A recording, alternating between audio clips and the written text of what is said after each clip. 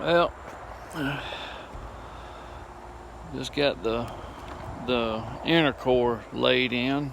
Now I'm going to fiberglass the outside of this and see how it works out.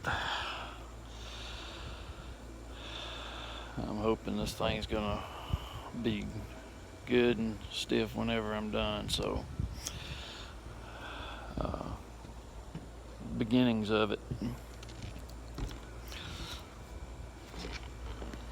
Takes a lot of epoxy to adhere that wood to the inner panels.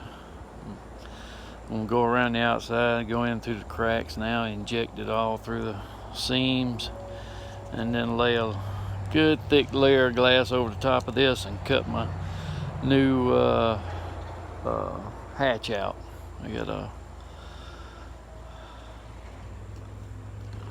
little more Ocean 60, I think it is, to put right here, frame it out, and she should be well on her way.